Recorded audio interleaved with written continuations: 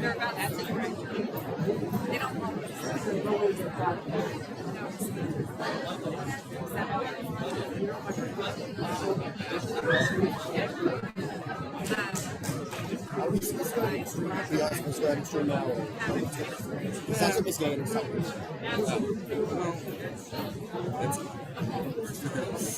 It's here.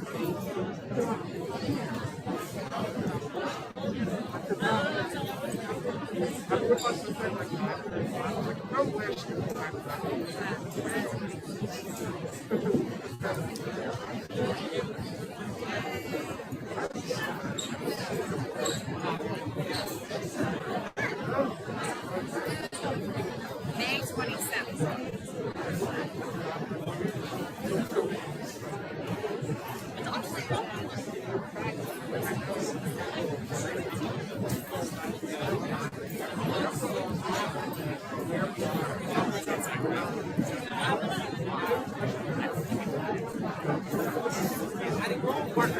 Why do you think this is a bad idea? Do you think this Spanish football trophy nail is such a bad idea? I don't understand. Why do you think this is a bad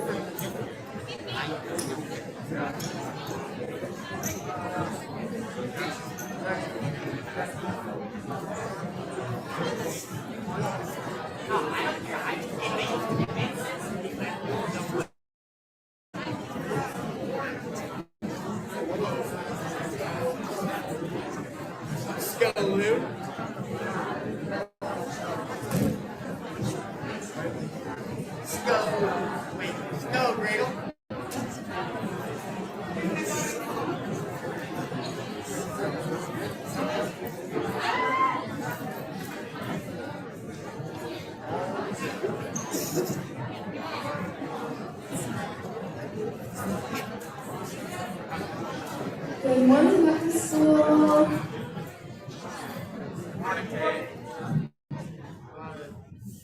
Welcome to our second round of senior speeches for the class of 2022. We ask that you please silence your cell phone before the event to honor today's speakers. Our first speaker of the day is Alun Gay. Alun will be introduced by Mrs. Nicholson.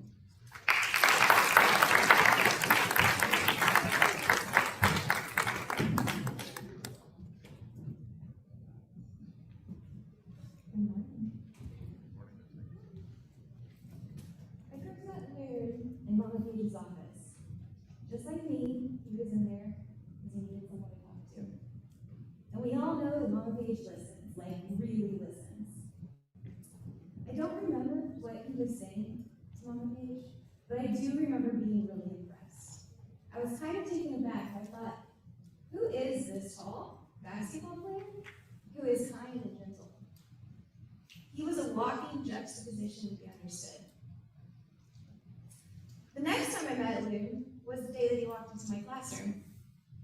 Teachers, I think that I can speak for all of you when I say that sometimes you just know that student immediately is going to be an amazing human when they grow up. They just have that special spark about them, something that you can connect to. Lou was that for me. First of all, he works really hard. He truly wants to understand what is being taught. He also comes to class with a great attitude and never fails. Sometimes math isn't what anyone wants to do, especially on a Friday during last period. But Lou gets the job done and he has fun doing it. The thing that I admire most about Lou, however, is his humility. This is something that I work so hard to teach my own sons. I truly hope that they will grow up to be like Lynn, a kind, gentle, humble guy who works hard, has fun, and throws it down in the basketball court. After all, I do have a basketball team of my own. So without further ado, please welcome to the podium, Mr. Hollywood.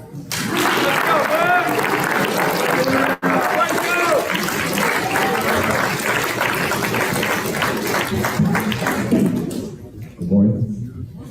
Good morning. My name is Loon Gay. Most people know me as Loon or Mr. Hollywood. I'm not sure why people call me that. Some people say it's because I always seem to portray an enigmatic movie character. And maybe that is true. Or maybe I'm just in my own world, Loon's world. I transferred to collegiate my junior year during a very difficult time in all of our lives with COVID. I was looking for a school that made me feel more like a family member than a student. I definitely hit the mark. At first, collegiate was challenging. I think all of us can agree that last year was difficult. We couldn't be around the people we loved. Quarantines came out of nowhere. 1 week we thought we were recovering, just to be down again the next week. Even if we brought back one-way hallways, I still wouldn't have any idea how to get around the school. I was new, but one-way hallways didn't help me learn my way around. I'm not sure if the idea kept us safe. We all shared multiple setbacks in 2020. For me, I tried to control my response to everything that came my way. I learned to act rather than react. I found all the little things that brought me joy. For example, hearing Aiden scream "Zap" with emphasis on the P from across the school. Simply seeing Will Cunningham in the hallways and saying "Bill." Coming into school and going right to Mama Page to ask her about her weekend, because we all know we need some Mama Page in our life. You know, it's always the simple things that we remember. And for me, these little things are what help me feel welcome at collegiate. That said, our school is different from other schools that I have attended. I had to adjust and try my best to rise to the expectations and to be on the level all the other students already were. I had to put in countless hours at school and at home to really focus. Through the year 2020, I was also trying to find my identity in where I fit in. That's where the road gets bumpy. I come from a plethora of different environments and backgrounds. My parents are immigrants from Dakar, Senegal, and I was born here in Louisville. At 7 years old, Loon's world started to expand. While it seemed that I was being drugged across the world, my parents were trying to help me form my identity by exposing me to different areas of the globe, not just my own small world. My identity started to sprout its roots. I traveled to Senegal to embrace my natural-born heritage, to France, where I learned from my mom's side of the family, and then to the East Coast in Boston and in New York, where I started to cultivate my own style. In middle school was where I started to stand on my own 2 feet at a predominantly Black public school. And then the stark difference of going to Trinity during my first 2 years of high school. From there, I arrived where I was destined to be, at collegiate. Adjusting to all the environments and where I stand was a question that always lingered in my head. I am constantly around different people with different stories and different backgrounds. At times, I tried to fit in my surroundings to who I was, but it didn't feel natural. Rather, I just wore the uniform of the environment that I was in. But here, I am more than just a uniform.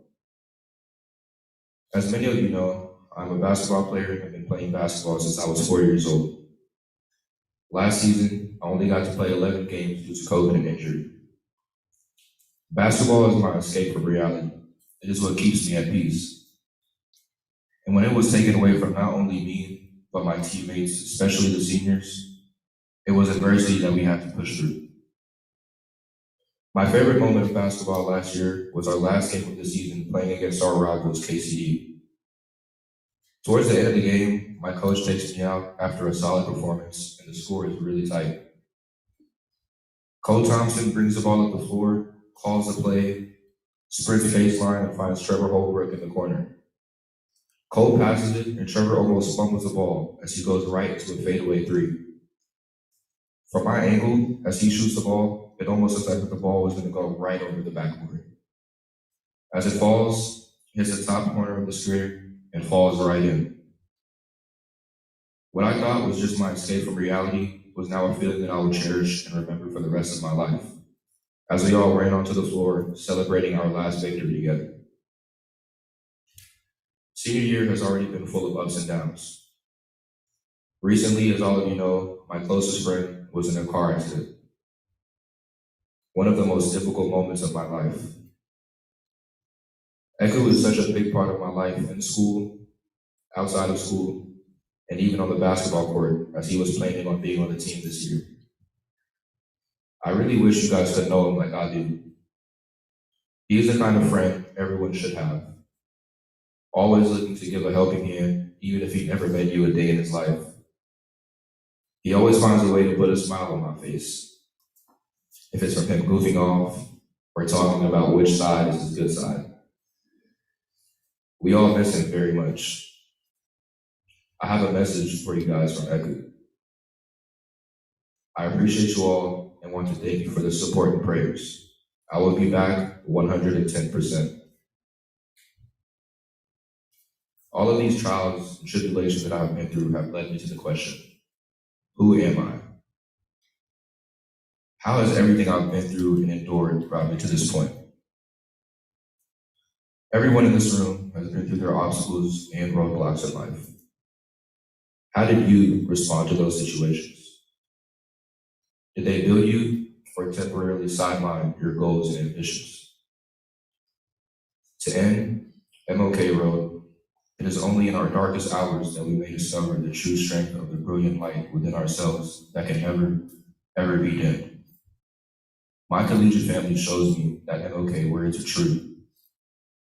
My light here can never be dimmed. Rather, it will be passed on to the younger generation to shine bright through their darkest hour. Thank you.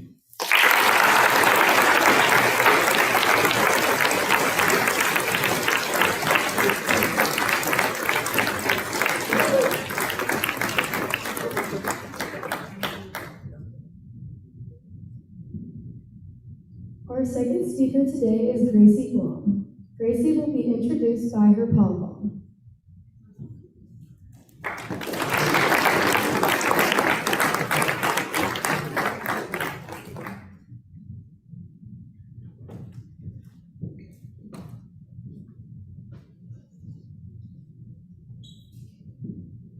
Good morning. Good morning.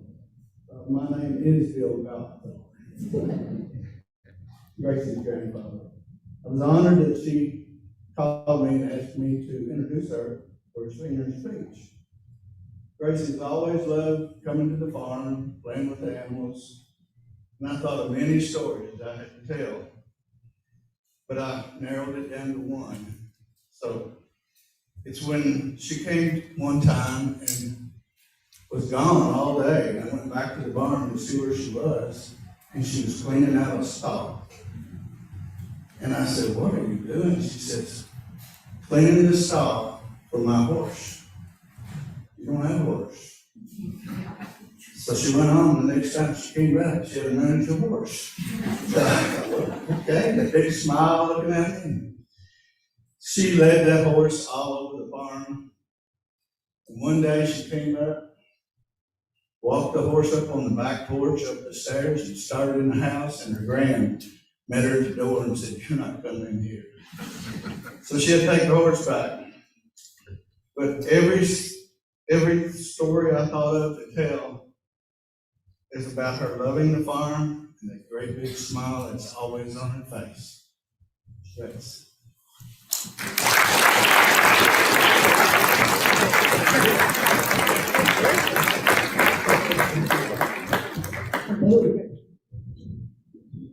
I may have been born in Louisville, but I attribute a large portion of the way I am to Union County and the people there that I've grown up around. Growing up and still today, we go to my grandpapa's farm for every Christmas, most Thanksgivings, Easters, birthdays, and oftentimes just to go. It's a quick 2.5-hour drive from Louisville to Morganfield that as a child, I always remember feeling like an eternity. I have very many vivid memories of getting extremely car sick every single time we got past Henderson and hit the back roads. Aside from the constant illness that is brought up every time I think about driving there as a child, the drives to the farm were always quite exciting. It's a shocker, but I was indeed the kid that would scream horse out the window every time we passed one on the road. I know the farm like the back of my hand. As a child, I always took pride in the fact that I was the one that was asked to give tours to the people that had never seen it before. I would load everyone up in the Kubota and show them the lay of the land. As we started down the long driveway lined with whiteboarded fences, we came up first to the two machine shops where the mowers, tractors, and other miscellaneous vehicles were stored. There's also a small horse barn on the back side of the shop on the right where the baby goats are born. After the shops, we move on to the goats, donkeys, cows, and of course, Toby the big pony. I could really go on telling stories about the farm, the town, my family, and everything, but I will not bore you, and instead will pick a few life-defining moments going in chronological order. The earliest memory I can think of, and quite literally one of the most defining moments of my life, would be my great-grandpa Jack and his old horse Honey. Jack was a big horse guy, and I was one of the near 100 grand and great-grandkids that he had. I, however, was the only one out of all of those relatives that took a liking to horses. I have clear memories of me sitting on his lap, him nearly 100 years old, telling me stories and teaching me how to take care of my own horse one day. One thing I'll always remember was the story about him getting his foot stuck in the shrub and getting dragged through the dirt by his horse. Jack was without a doubt the reason I fell in love with horses and the sport. Another defining Union County memory were the family gatherings, specifically Davis family gatherings at John and Yvonne's. To set the scene, all 8 of my great-grandparents' children, their children, and their children, sometimes even their children, would all gather in this one house for Thanksgiving and Easter. That is indeed a lot of people at one time, and many young children, including myself. We had this game that we would play, where we would all run to the basement and literally hunt and chase each other, our aunts, uncles, and grandparents. To paint you a picture, imagine very small children in huge Easter dresses and bows, running around a crowded house with very large, real-looking guns. I would say that this was a character-building tradition that was carried on by our predecessors for many years. I also blame these family gatherings for my code switching, as my friends call it. When I was young, I was one of the only kids that wasn't raised in Union County, and therefore did not have that cool country accent that they all had. I was jealous, so I taught myself to imitate the perfect accent when I was 5. Now, however, the accent really does naturally come out depending on who I'm talking to and what I'm talking about. Now, I would not be doing this speech any justice if I didn't talk about my 2 best buddies, Larry and Joe. I've known Joe my entire life. He grew up with my mom and has worked for my papa on the farm for as long as I can remember. Ever since I was a young child, Joe would promise me every visit that he would take me riding with him. Those promises went on and on for years and just only went through with it less than a year ago. Now, Larry, I don't really know when I met Larry, but he started working for my grandpa not too long ago. To give you any insight into who he is, he really likes his mules, horses, and of course, his bestest buddy, Gracie. And that awesome big red truck I drive to school every day, I stole that from him. They're always giving me a hard time, as they should, and quite honestly have played a big role in my life. They took me on a mule cart ride for my birthday. They take me rodeoing at Joe's and take me with them to take care of cows and all that fun stuff. The topic of taking care of cows leads me to my final story. About a year ago, one of the cows on the farm had swallowed a piece of metal and was ill. Larry and Joe were getting a penicillin every day to help with the infection. I was in town that weekend and was given the task of feeding all of the cows and administering the shot of penicillin to the sick cow so that sweet Larry and Joe could sleep in on Sunday morning. I was specifically told that this cow would most likely be dead when I find it in the morning, and to call one of them if it kicked the bucket. So I went to the shop fridge to get the shot, which was absolutely the farthest thing from sterile, and went to find the cow. I walked into the barn, only to find the poor thing with its head wedged in a corner, lying on the ground. I was a little mortified, but I needed to be sure that it was dead, so I nudged it a little, and it didn't move. So I called up Joe and told him she was gone. However, later that afternoon, my mother gets a call from Larry saying, "I don't think we can trust that girl taking care of cows anymore. She can't even tell if one's dead or alive." Apparently, they went to bury the cow, and it jumped up and ran off. I will most likely never live that down and hear about it until I'm 40. But the way I see it, I know to look a little closer next time and how to take a joke. All of these memories and tons that I didn't mention wouldn't be possible without my grandpa. Gran and Papa are the most giving people in my life, and I'm so fortunate to have them both as my grandparents and mentors. I will forever cherish the life lessons they've taught me and will always look up to them. Thank you.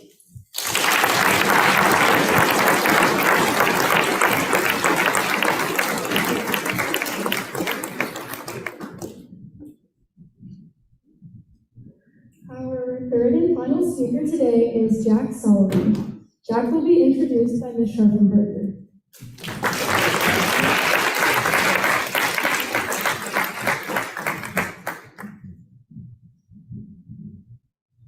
Stand up like this. After the many years of torment I have endured by Jack's quips, I was shocked that he would trust me enough to stand before his peers and parents and introduce him without doling out a little bit of retribution.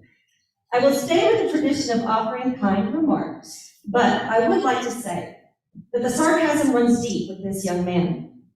In the course of a normal conversation, you are likely to receive on average 3 sarcastic comments for every minute of back and forth. In fact, this is a litmus test for whether Jack is actually paying attention in class. However, watching Jack grow and somewhat mature over the years has been a real pleasure. His wit, intellect, and yes, even charm are striking. Jack's ability to lighten a tense conversation is always welcome, and his self-deprecating humor remains admirable. Jack, you didn't realize this at the time, but you kept me on my toes as a teacher, literally right now. I knew I had to bring my A game to class because you would be the first to let me know when I didn't. I say that not as a dig, but as a testament to your ability in making me a better educator. Jack, you will do great things when you leave collegiate, and I'm excited to see where your gifts and talents take you. I'm going to end by saying this. For the 100th time, you did actually learn something last year in my class. Jack, good luck with your speech. It is an honor to introduce Jack Sullivan.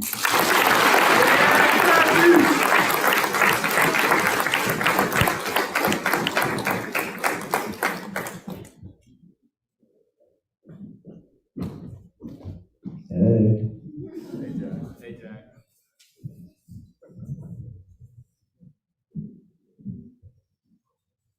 Since my senior speech happened to fall right around the college application process, I thought I would use my personal essay for my application for my speech. Then I remembered I haven't finished my personal essay. With personal essay crossed off the list for senior speech ideas, I've had to look elsewhere for inspiration. So, like the bright collegiate student I am, I'm going to steal someone else's idea. Now, I know what you're thinking. You can't steal. That's against the honor code. And to that I say, I'm not stealing. I'm taking inspiration from. And that is what my senior speech is about. Taking inspiration from the many senior speeches I have heard for my 3 years in the upper school.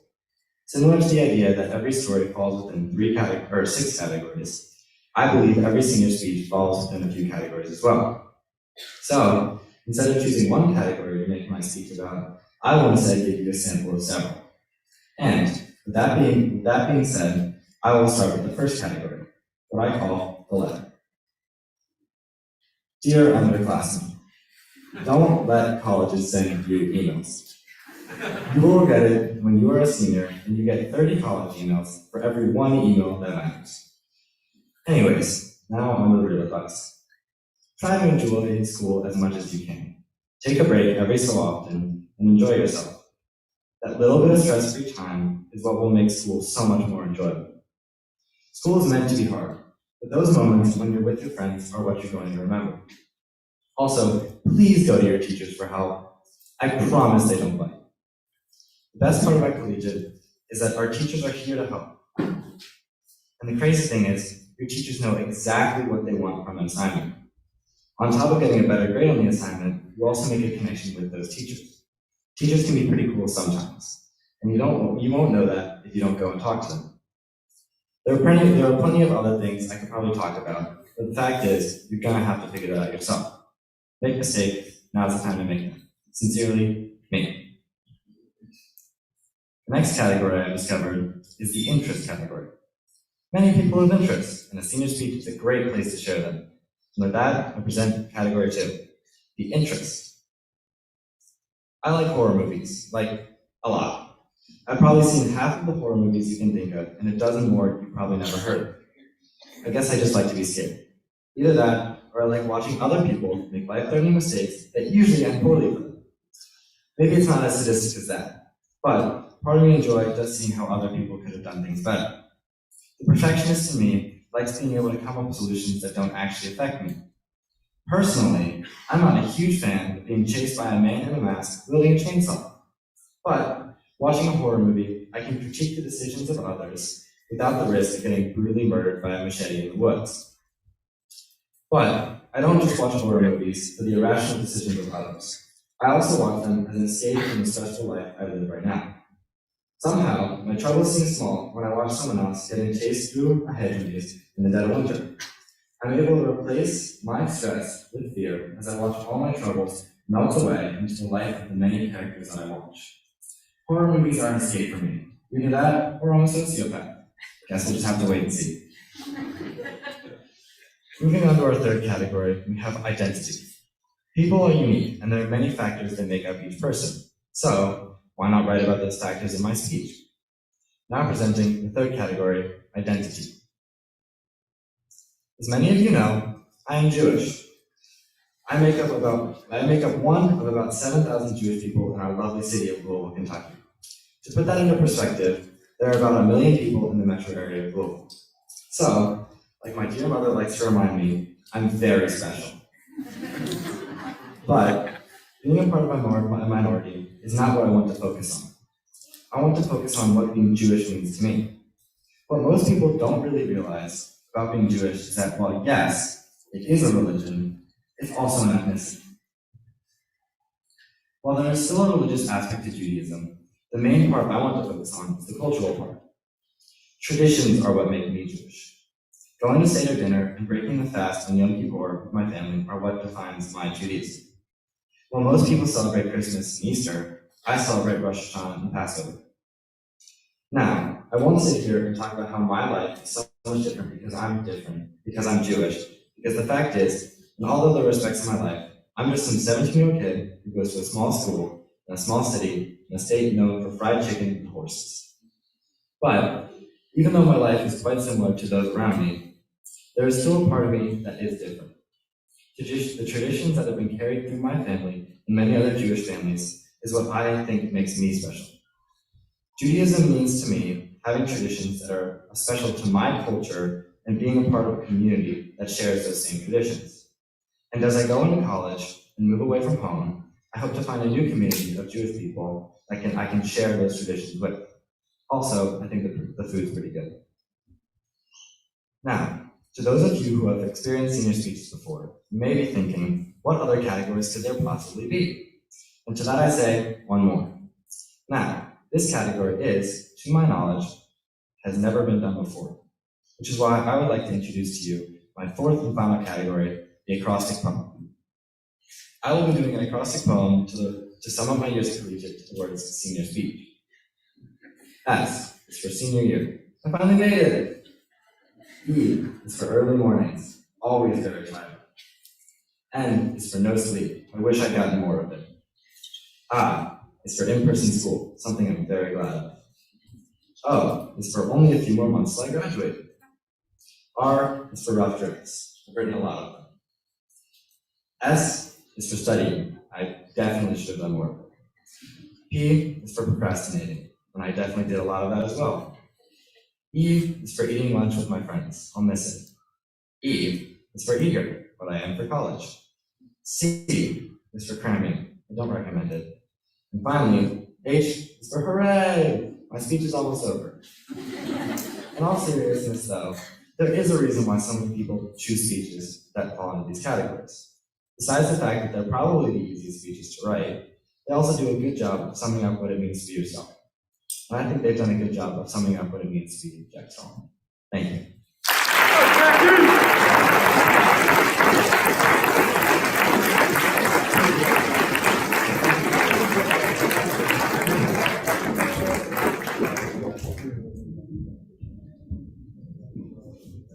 As long as I've been at Collegiate, we have always done another round of applause for people who have done senior speeches. And I was sitting here thinking about why do we do that? And I think it's because when seniors stand up here, they are sharing a part of themselves with you. And that's a real act of courage and bravery, vulnerability that I think is admirable. And I know how much hard work they put into these speeches. I know how much hard work these three put into theirs and our speakers last week and all of the seniors sitting before me. So when we give them another round of applause, know that this is an act of appreciation for them. And I hope that you will also take a moment today in the future to just say thank you. If something resonated with you, follow up with it, because I think that this is a real gift that they're offering us. So, another round of applause.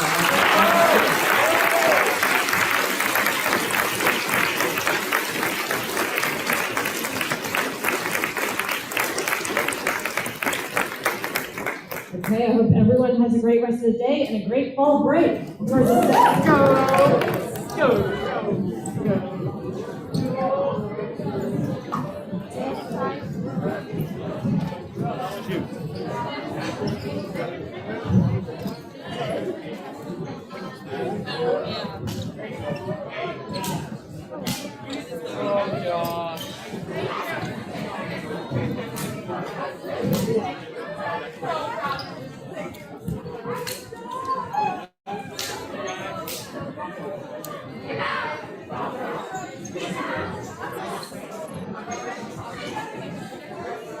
Wait.